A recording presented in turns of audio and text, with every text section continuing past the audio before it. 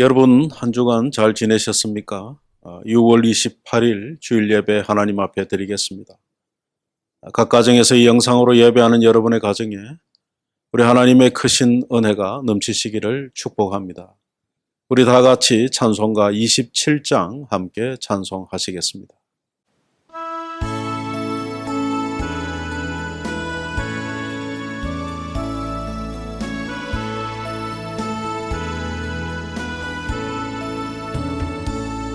빛나고 높은 보좌와 그 위에 앉으신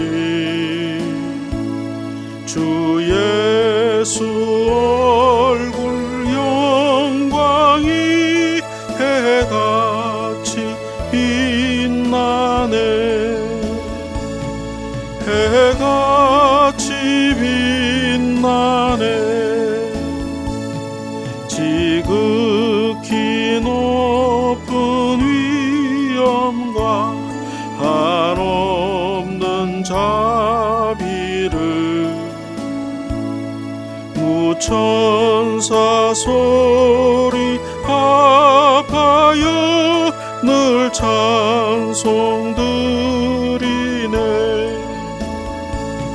늘 찬송 드리네.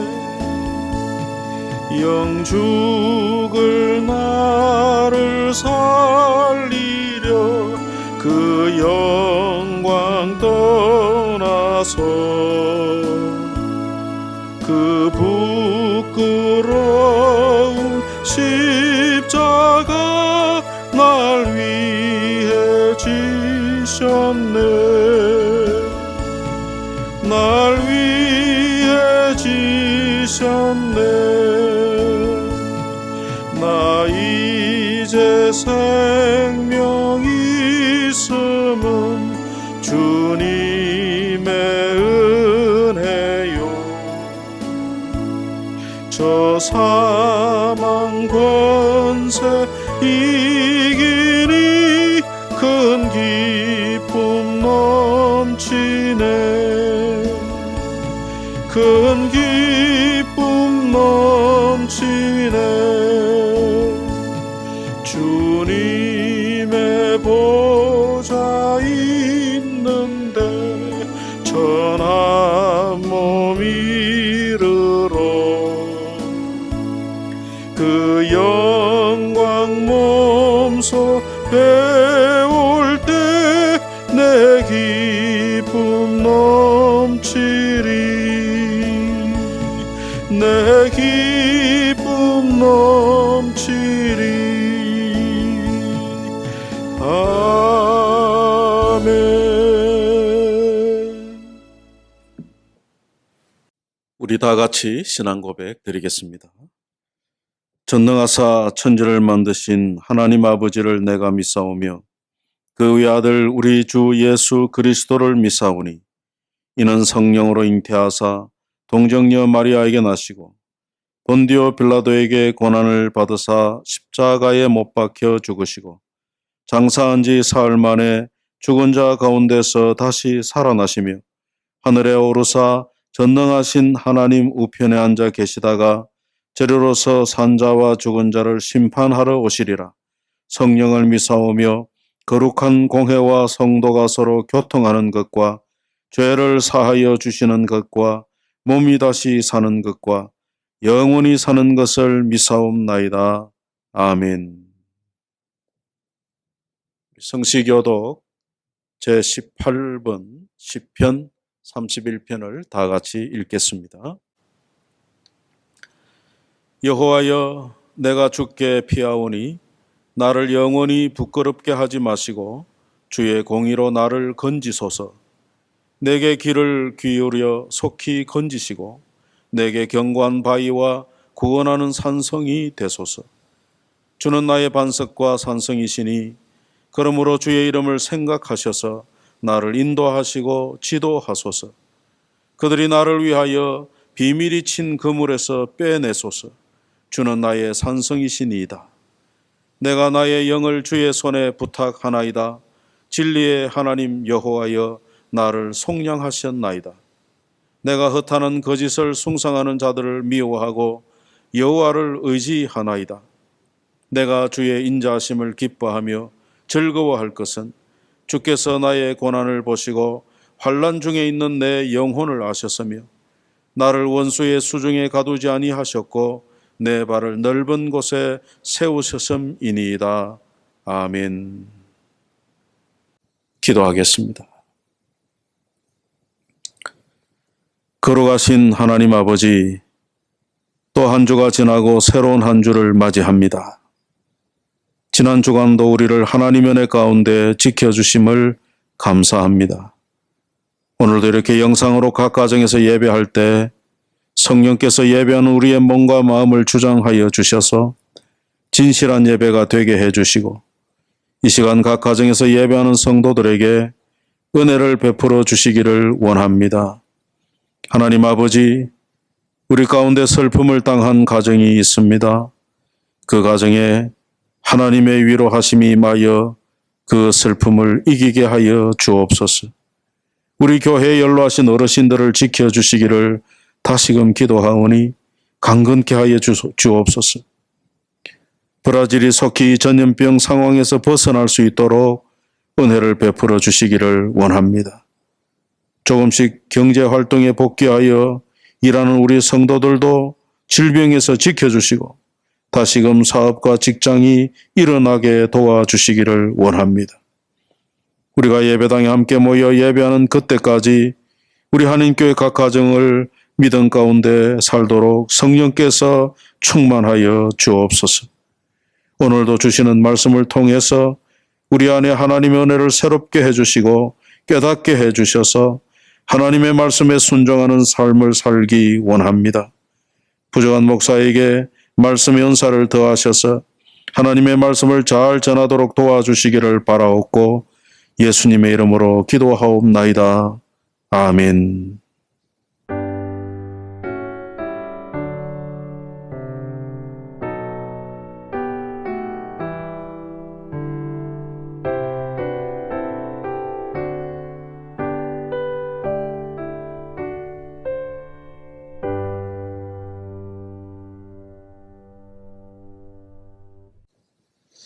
하나님의 말씀 로마서 1장 8절에서 15절까지의 말씀을 제가 읽겠습니다.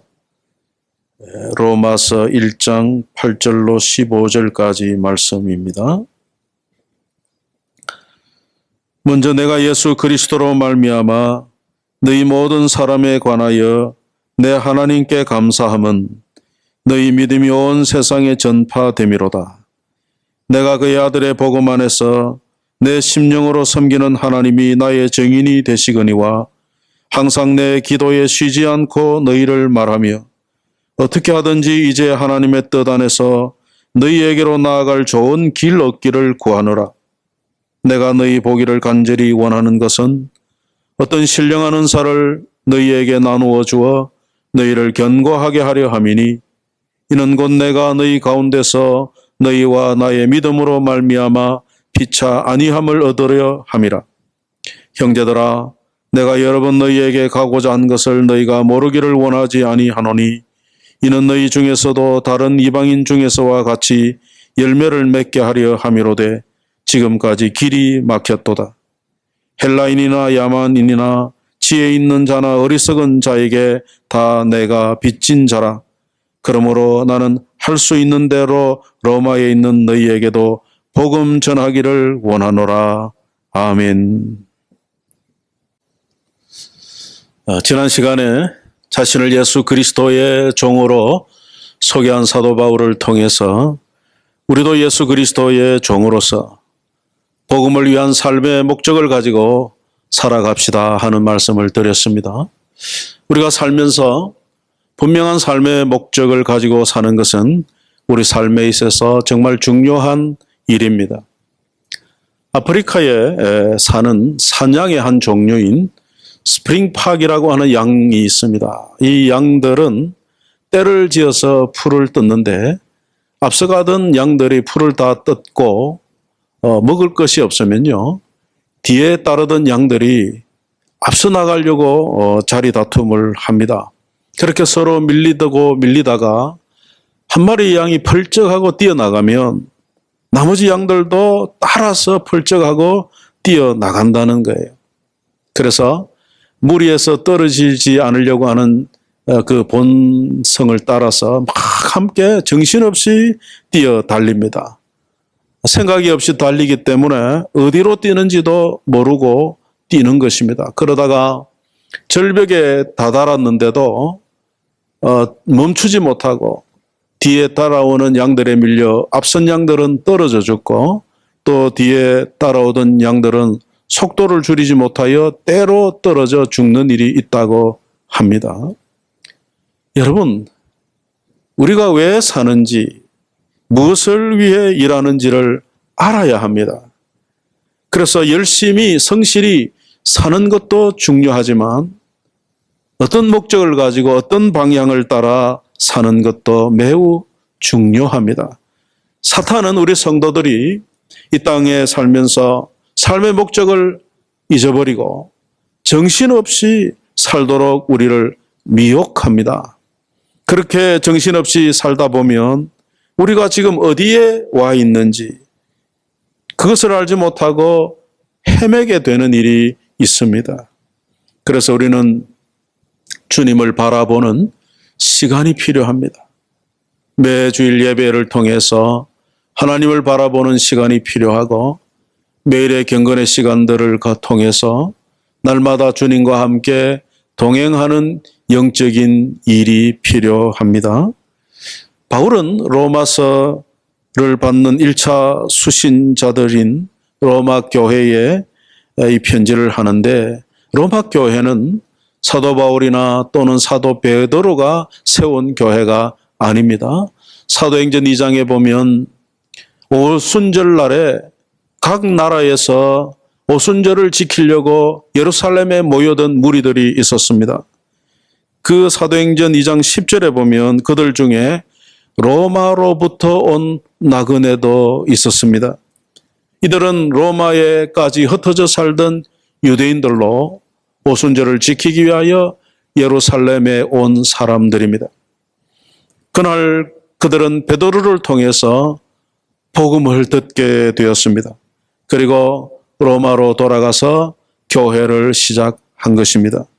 그래서 로마 교회는 사도들과 같은 그런 특별한 지도자들이 없었습니다. 그리고 또 당시에 로마의 클라우디우스라고 하는 왕이 유대인들을 다 로마에서 추방하는 명령을 내렸기에 로마 교회에 있던 유대인 성도들도 다 추방을 당했습니다. 우리가 잘 아는 대로 브리스길라와 아굴라 같은 이런 훌륭한 성도들이 로마 교회를 떠나게 된 것이죠. 이렇게 지도자 그룹인 유대인 성도들이 없는 가운데서도 남은 성도들은 믿음을 지키고 교회를 지키며 열심히 신앙생활을 했습니다. 오늘 본문 8절을 보시면은 그들의 믿음의 소문이 날 정도로 믿음 생활을 잘 하고 있었습니다. 바울은 이런 로마 교회 상황을 듣고 로마에 있는 성도들을 위해 기도하는 중에 로마를 방문하고자 하는 마음이 생긴 것입니다. 10절에 보면 어떻게 하든지 너희에게 가기를 원한다. 11절에는 너희 보기를 간절히 원했다. 13절에는 여러 번 너희에게 가고자 했다. 이런 말들이 있습니다. 왜 바울은 이토록 로마를 방문하기를 원했습니까? 15절에 보면 그러므로 나는 할 수 있는 대로 로마에 있는 너희에게도 복음 전하기를 원하노라. 바울은 로마에 있는 교인들에게 복음을 간절히 전하기를 원했던 것입니다. 지금 로마 교회 성도들이 예수님을 안 믿는 사람들이 아닙니다. 이미 믿음을 가지고 있는 사람들이고 그 믿음의 소문이 날 정도로 또 훌륭한 성도들입니다마는 그럼에도 왜 사도 바울이 이 복음을 전하기를 원했을까요?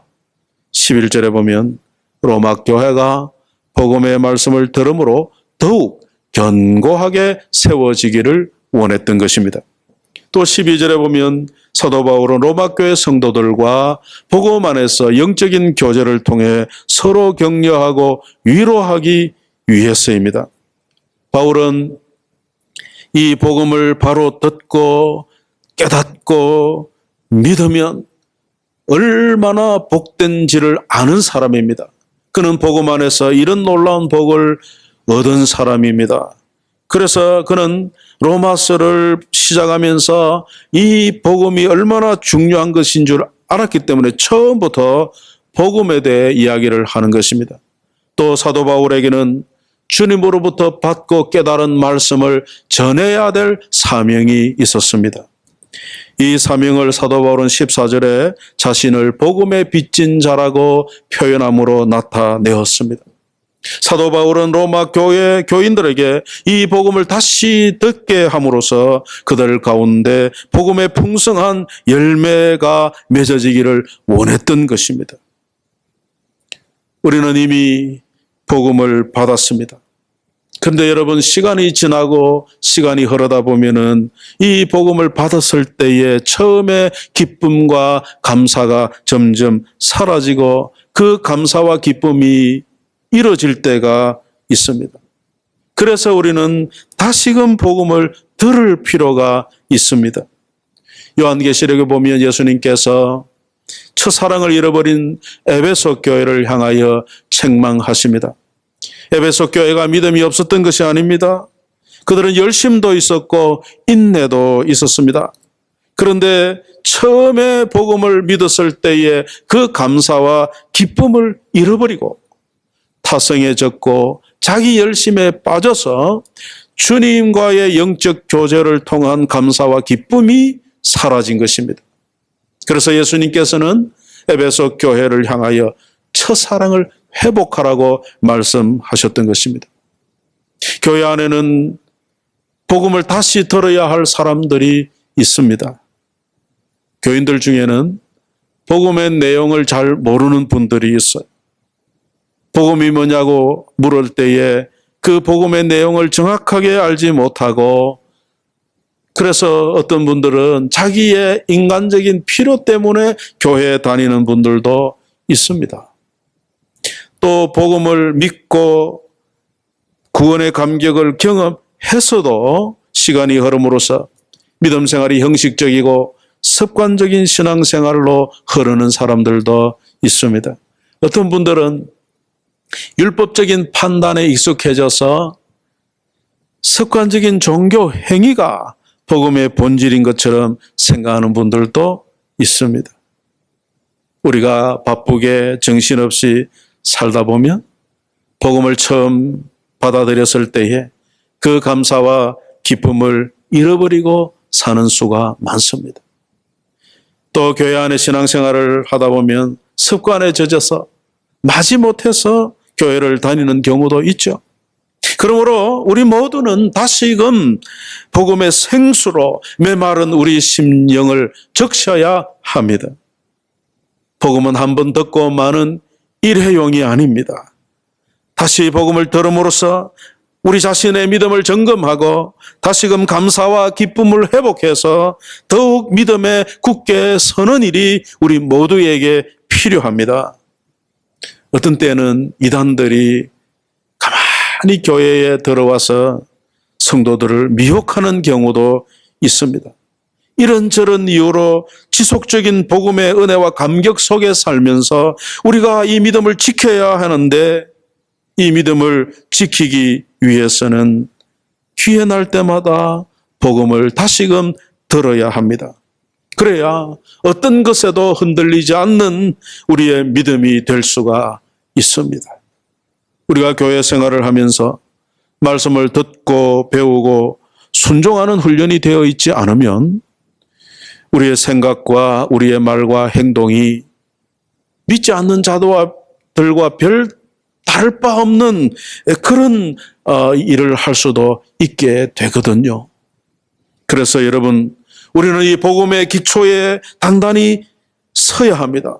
우리의 믿음의 기초를 단단히 다져야 합니다. 그래서 우리의 믿음이 흔들리지 않도록 해야 합니다.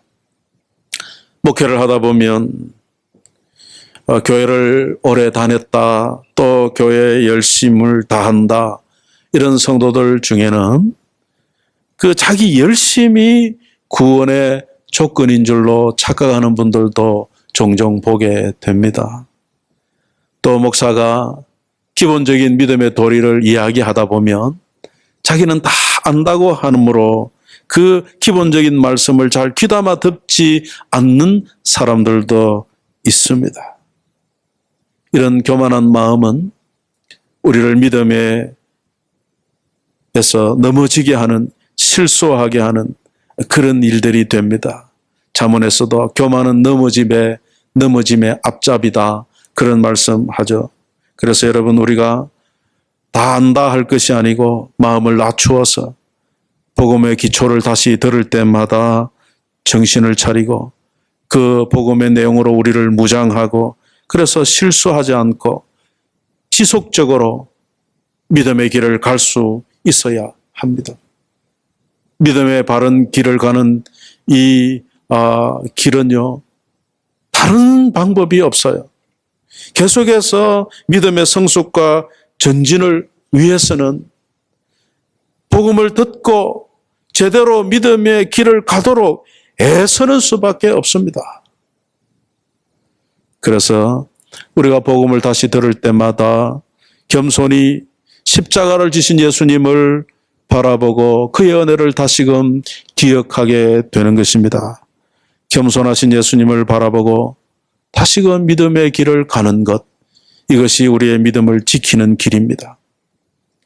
성도 여러분, 여러분의 지금의 상태가 어떻습니까?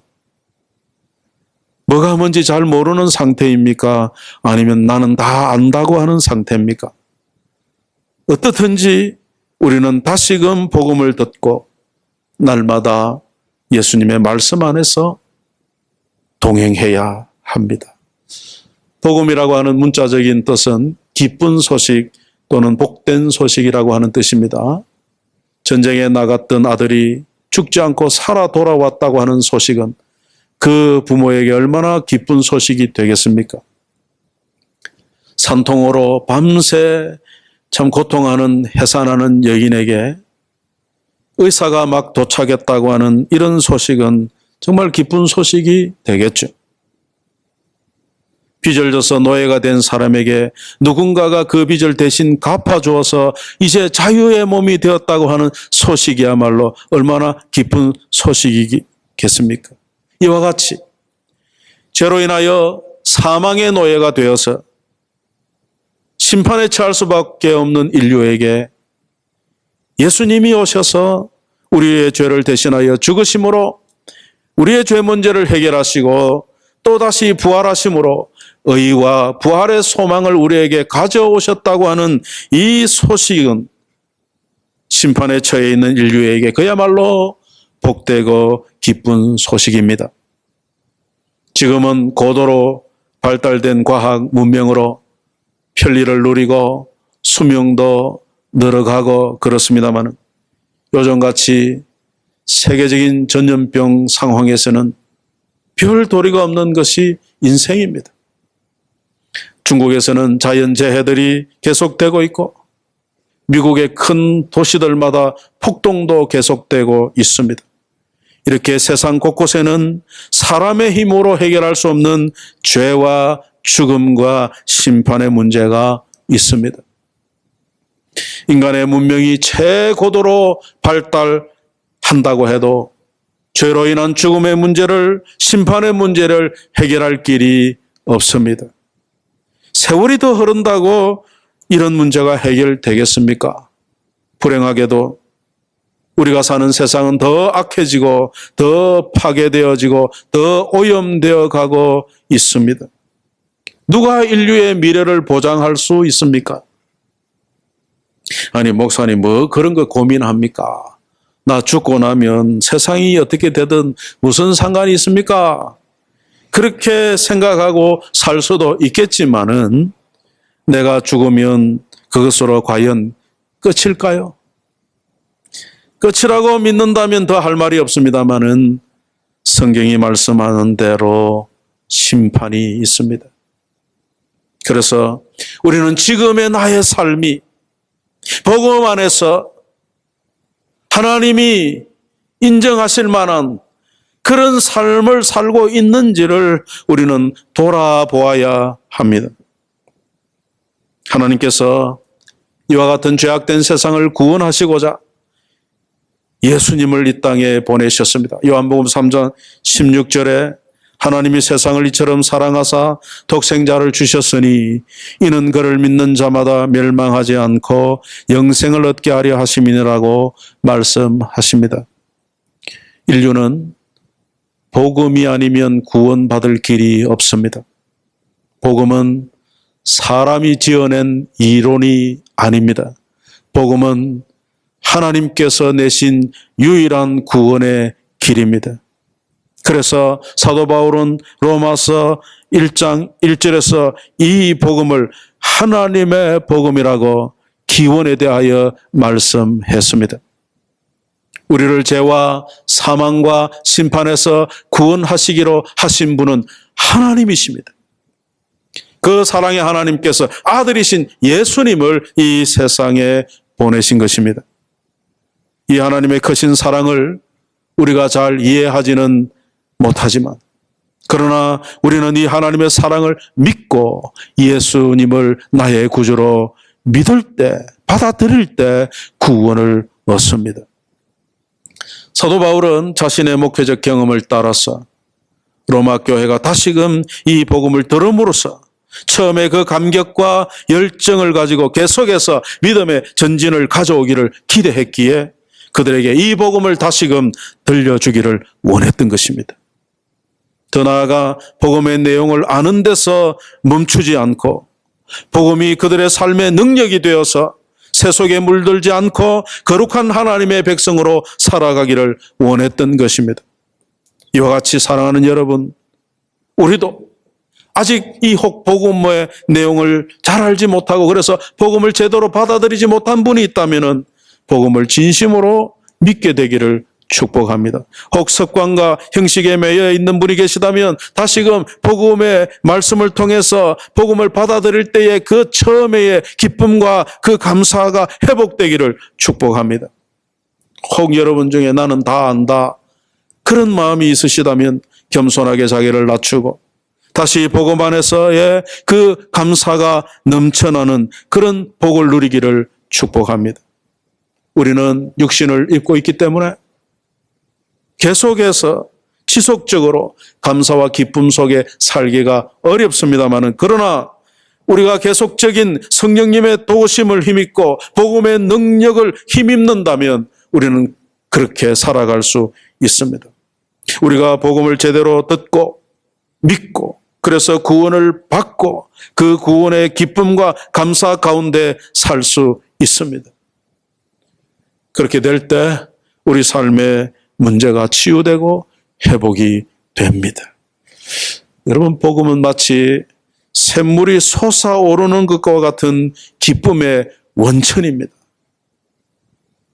우리 모두가 우리 예수님의 이 복음의 은혜의 강에 깊이 잠겨서 그 기쁨과 그 감사와 그 풍성함을 누리시기를 축복합니다. 우리 15절을 다시 보시면 그러므로 나는 할 수 있는 대로 로마에 있는 너희에게도 복음 전하기를 원하노라. 우리 모두가 다시 들어야 하는 복음입니다. 우리가 이 로마서를 통해서 하나님의 음성을 다시 듣고 우리의 영혼이 새 힘을 얻고 우리의 믿음이 더 견고해지기를 축복합니다. 그래서 우리 한인교회 모든 식구들이 세속에 흔들리지 않는 믿음으로 우리에게 주어진 소금과 빛의 사명을 잘 감당하는 저와 여러분 되시기를 축복합니다. 기도하겠습니다. 하나님 아버지, 다시 복음을 들음으로써 우리 안에 처음에 그 기쁨과 감사가 새로워지기를 원합니다. 로마서를 통해서 다시 한번 우리 마음 가운데 복음의 기초를 다지게 하시고 그 기초 위에 우리의 믿음이 지속적으로 성장할 수 있도록 주의 은혜를 베풀어 주옵소서.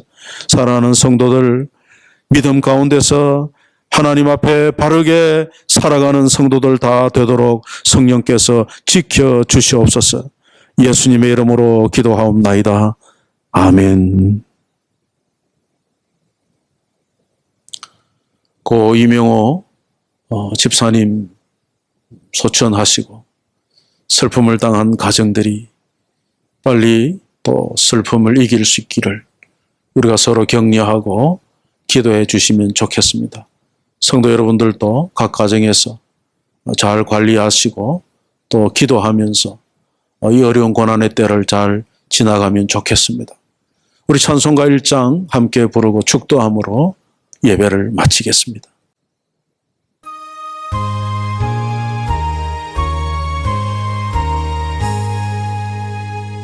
만복의 근원 하나님 온 백성 찬송 드리고 저 천사여 찬송하세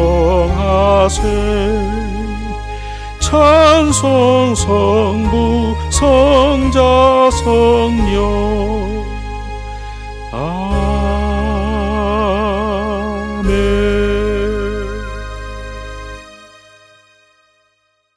우리 주 예수 그리스도의 은혜와 하나님 아버지의 무한하신 사랑하심과 성령님의 교통하심이 성도들의 가정 위에 이제로부터 영원토록 함께 있을지어다.